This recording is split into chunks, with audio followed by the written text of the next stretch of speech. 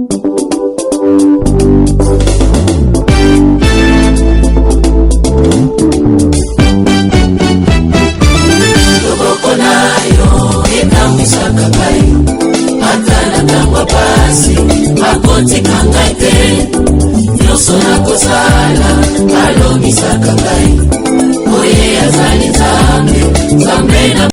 bonjour très chers internautes, je suis vraiment très heureux de vous présenter cette émission.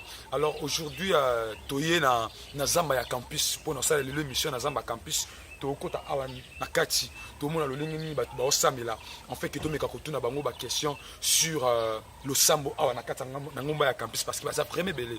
En bas na poto bino ba bozola na biso. Na omona déjà na ko ndimisa madela qui était Marie Gorette au Holanda ngai. Pourquoi parler na la Zaïroise ndenge na sabino ki ba congolais ba lingi ko sambela trop, surtout ba kinois ba lingi ko sambela trop. Alors, tokota na kati awa, total bango le lengeni ni ba osambela pina on a quelques questions on a tout na bango. Là je salue déjà en passant le vieux Papi Kawaya depuis Paris, Berveli Mouchipa Noye Moussala toujours depuis Afrique du Sud. Bonité, on appelle sa salutation à Ngai na Randall depuis États-Unis d'Amérique. Le vieux Patrick Eloutoun depuis Afrique du Sud, merveilleux. Sans oublier Jésus Kadiodia. Jésus Kadiodia pena depuis Angola, ban Angola bolele trop. Alors ngayo na kota na kata zamba, na meka kotuna tuna moi quelques personnes baza na kata zamba, bino mobola na lolengeni ni ba Congolais ba lela pena ko sambela na ko la nang.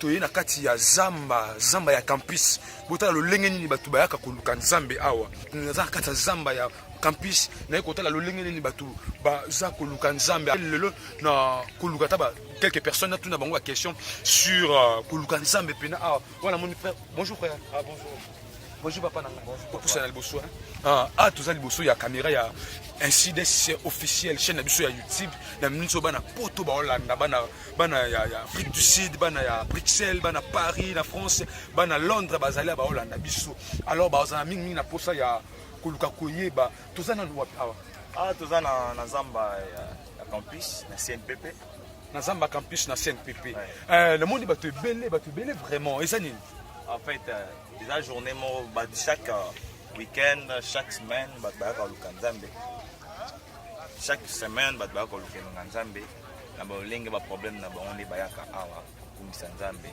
ba solution siko yo awe sala en fait nga awa pena yepi ko adorer le bon Dieu ko adorer les bons dieux bana combien de temps déjà yo ban ozo initiative yo ya awa ça date déjà ça fait au moins 2 mois 2 ans plutôt qu'il n'a yaka awa 2 ans est-ce que l'on a été ba tala yo merci mon frère 2 ans déjà au yaka awa 2 ans déjà na yaka awa ba résultats ça non déjà positif ba résultats positif au moins pendant que non raison munene ya yaka awa na mona ma raison ya munene ya parce que na ndako moyo prier TV et ba dérangement à les place nous a tellement calme et on te signe que oya au solana nzambe merci mon frère na c'est pas ko solana yo na pena c'est vraiment na surtout nous kaisusu batu mususu tout na ba question sur zamba awa bana poto bino pena mbola na ndenge nini ba Congolais ba mingi koluka nzambe merci à suivre ndena bisa bino kaka na nous toujours na kati ya zamba ya campus pona ko meka ko sélection micro ba lel pa ba o ba yeka awa pona ko solana ko so frère pardon. Bonjour papa. Bonjour. Tous les liboso ya chaîne biso incidence officielle et la chaîne internet o bana poto mingi bala na biso. Alors na yaki na moni bato belé na nzala ki na posa ya koyeba awa ezanini. Bon awa toza na zamba ya campus précisément bisika bato baluka elongi ya nzambe. Donc section natali ope bien ope ka ko ko nga pe na ye kaka ko sambela koluka le bon Dieu oyo toluka mikolo. Vraiment, combien de temps vous avez déjà initiative au Mataka? Bon, ça fait déjà une année, mais il y a des résultats à malam. Tant vous avez awa, vous s'exprimer, vous à l'aise, il y a que ça là, oyo motema ezo, tinga yo sala oyo intimité oza na oyo na nzambe, vous avez vraiment kimia yango to on est sika o vraiment pour nous prier. Vraiment. Depuis que Oyaka Yomoko Toyaka na l'église. Non, Toyaka na l'église, c'est un groupe. Ndeti ngana yaka na groupe moko ya ba jeunes, tu vas na encadrer na biso frère Dadi encadrer na biso. De tout ça juste ba jeunes to sanganaka chaque mardi to sangani de 10h à 14h, to banda prier de 10h à 14h to clôturer. Mais l'église pe yaka ba ba initiative mususu ba yaka pe ba sali ba prier na bango et les cas très bien. Vraiment, merci frère Nazaki ne s'est merci. Continuez toujours Koluka. Quelques personnes pour te mettre à côté na bango ba question sur Zamba oh vraiment. Alors, na mona sous libo ta mobimezali bonjour. Bonjour. Bonjour. Na moni bino na kati ya Zamba wa bozo sala nini? Te na Zamba justement biso te pour la koluka na Nzambe. Te pour la kotombola grandeur ya Nzambe. Kotombola grandeur ya Nzambe. Pour ça na boy mokia frère. Bon, tout ça liboso il y a chaîne émission ainsi c'est officiel. Na émission tout ça na émission le temps divin. Donc ils appellent le temps divin. Alors to yaki tout le monde ba te belé, ya ngo to meka ko tuna ba question pour na bana poto nyo stu ba na biso ba comprendre le lengeni ba congolais ba luka Nzambe. Combien de temps déjà boyaka na Zamba oui? Bon, biso bana to banda ko ya batante. Nga bana na botama ba lakisanga kaka nzela mosute na nzela nkolo. To comprenant que na nzela Nzambe nde biso to kozwa biyano na o biso za posa mitema na biso. Oui.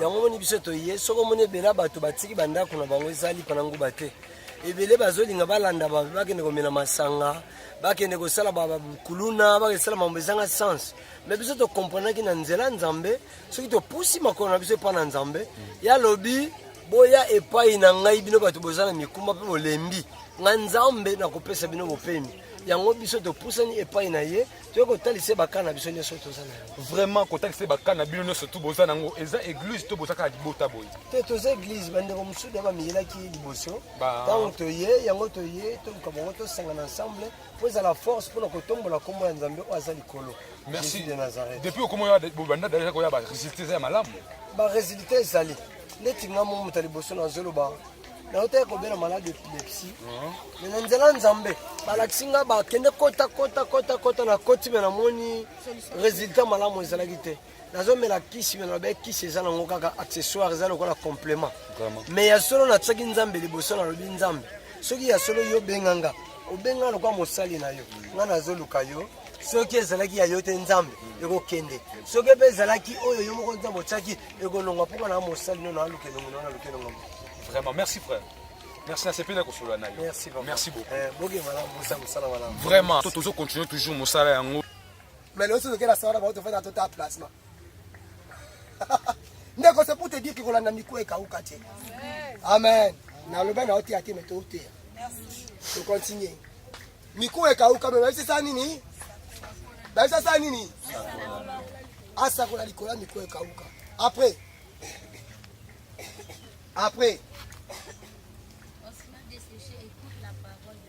abani ko sakola alobi nini teka na ebisa bino tozana kati toujours azamba ya campus tuyotala nini batu ba sambelaka pe na ebele alors naza pe na mokambi moko azali ana pe bonjour frère tozali boso ya chaîne na biso ainsi c'est officiel eza chaîne mon chrétienne ou eza émission na biso le temps vivant alors na sepela na mona kiyo na ba ndeko bo sambela makasi vraiment na sepela kiyo na ngana na kizana mo quelques questions na boke ko tout na so pour permettre ngai oui ah boye ko sala nini et puis non premièrement tozali wapi toza na Zamba ya campus na SNPP na kata ya Zamba campus SNPP na kata Zamba campus na SNPP na kata SNPP na SNPP na biki za la mo mingi mi hôpital ya bato maboma mais na moni bino boza bela weza pena ni en fait to préfère qu'on se retire parce que les esika moko to na saba nzete za kinya ils ont moi Zamba moko alors on préfère se retirer loin de la cité pour avoir le temps de prier de chercher Dieu dans une autre dimension, à profondeur sur les calabanda. Vraiment bon, la mona qui ozala monto côté ya bango, yo za pasteur, toza nani, toko koyeba. Naza pasteur te, je suis juste un serviteur de Dieu. Nenzamba chef fardo na mutema, na santa ki banque. La jeunesse on peut toutefois se réunir pour nous kanza na ba dimension mususu. Yango esala eke to sangana un bon groupe de jeunes gens, de serviteurs, on vient prier Dieu. Par rapport à ce que Dieu nous dit et par rapport à ce que Dieu nous montre. Vous voyez le problème c'est quoi?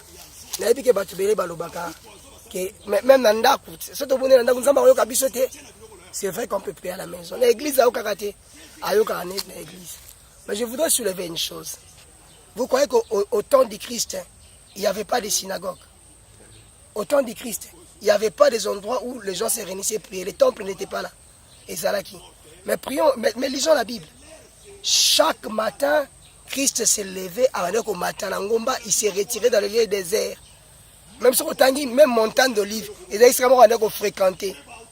Même sur le temps, Jida, qui est pour qu'il ne kokangaye. Jida a yeba qui déjà pour aider à mataka na Ngomba. Na héros na kati ya butu mbakuti na kati ya zamba.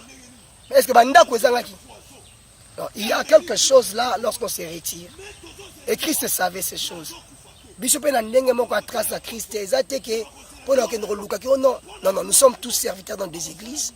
Nous prions dans des églises. Nous croyons en Jésus-Christ de Nazareth. Et voulons marcher aussi dans ces traces. Yango to se retiraka pour la koluka nzambe na mozindo. Vraiment, résultat pe malamu pe zalaka, résultat malamu nandi bo mataka. Bien sûr, le même Dieu qui peut agir dans la cité, c'est le même Dieu qui agit ici. Vraiment bon pour na baibala na biso kolo ba dernier mot na. Pour na batu wazolanda, je voudrais leur exhorter par koluka nzambe na mozindo. Quelquefois, esenga kokota au-delà de ce que oza kosala. C'est bien de prier à la maison, mais si tu as l'occasion, ya komata na ngomba, ya koluka nzambe, de prier, d'entrer en profondeur, fais-les. Fais-les. Cela sera une grande bénédiction pour toi. Et au moment où na mozindo, c'est le frère Dadi. Merci frère Dadi. C'est fait là vraiment pour solo na yo. Merci. Merci très chers internautes. Je crois que vous êtes toujours nombreux en fait de nous suivre. Tokuta suna ba émission oezoya ming ming nebo s'abonner, bo s'abonner toujours na chaîne na biso, bokozanga te koyamba toujours ba émission na biso en exclusivité. Bye bye à la prochaine numéro. Merci.